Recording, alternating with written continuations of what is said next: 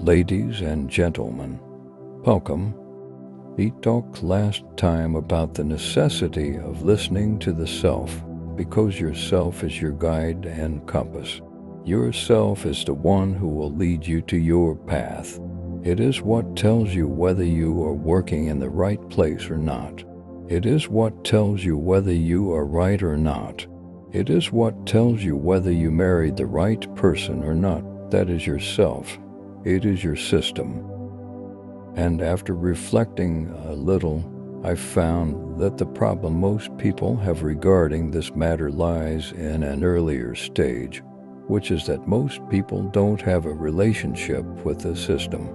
We only use our system to move from one place to another, or to talk, or to get up from here and go there, or to wear clothes on it to suit the place we are going to. And here I am amazed. We care about the appearance of the system much more than we care about the system itself, which is beneath our clothes more than we care about our own self. Therefore, I have decided that this episode will be dedicated to encouraging you to create a relationship with the self. When you learn to be present, your mind also being present in that moment you are in this circumstance, in this place with these people around you, present. This presence must start from you by listening to how you feel. Let's take it from the beginning by remembering this at all times, or remembering this episode. Examine yourself in any moment. While you sit like this, examine your body. Go deep within yourself and look at your inner self whenever you have the opportunity to do so, and ask, what am I feeling right now? Pay attention that your inner self is constantly speaking to you. It gives you an overwhelming amount of information, but you ignore it. I know some of what it has told you. Do you want me to give you an example of something your inner self told you, but you ignored? All right, I'll remind you of this. Do you remember when it told you to pay attention to your tooth because there was the beginning of decay, but you ignored it until it became a bigger issue, leading you to face more severe consequences, such as more extensive treatments or even extraction? If you had listened to your inner self from the very first moment, you might have avoided a lot of pain and trouble. Your inner self spoke to you early on, but you ignored it. And you also want me to tell you something your inner self said, but you ignored. All right, do you remember when your back told you it was in pain and you ignored it?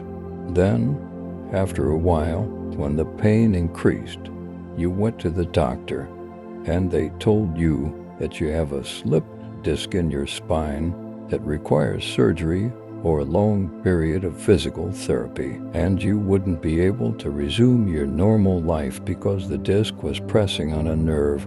It told you early, but you ignored it. Likewise, your neck tells you that you're not sitting properly, working in front of the computer, or that you're holding up your hand too much while looking at your phone. The muscles in your hand and shoulder tell you this too. Every part of you is speaking to you, but you're not listening. Therefore, you must start building a relationship between you and yourself, even if it's just to stay healthy. Listen to your body when it tells you, I get tired after you eat this meal, so don't eat it again. When you sleep after eating, you feel tired, so don't eat and then go to sleep immediately. When you eat this meal for breakfast, you experience acid reflux, so don't eat it for breakfast. Start building your relationship with yourself. Start loving yourself. Listen to it. And the first information it will give you is sensory information about how you feel. Pay attention to this point as well. When you sit relaxed and think you are completely comfortable, examine your body again, because this relaxation also requires effort from you. Check your muscles and body again. You will find that there is something and that you are not truly relaxed, as evidenced by the fact that you will move to adjust your position after a few minutes. This is an automatic action from your subconscious. There is somewhere in your body that doesn't feel relaxed, which is why you adjusted your position. So you must focus carefully and examine your body thoroughly, from your head and neck to your toes, and you will discover that you are not as relaxed as you thought. Ask yourself, what do you feel? Do not ignore your feelings. Those who I advise to always be positive and avoid negatives make some people ignore their feelings of boredom, sadness, and anger.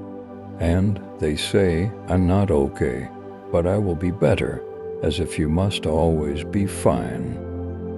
In reality, I don't think this is the right action. I believe it is better to search within myself and ask my system, why am I not okay? Ignoring our feelings and problems to appear stronger in front of others is not the proper solution, because all of these emotions and feelings will remain engraved in your subconscious and may surface at an inappropriate time later on. Therefore, rid yourself of all the negative emotions inside by confronting them in their time.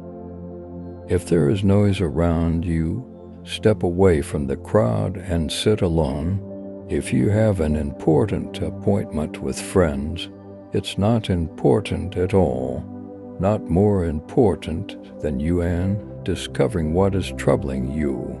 Sit and search within yourself. What am I feeling? I feel something bad, but I don't know what it is. Does this resemble a feeling I've felt before? Is this sadness, frustration, or did something happen today that made me feel these negative emotions?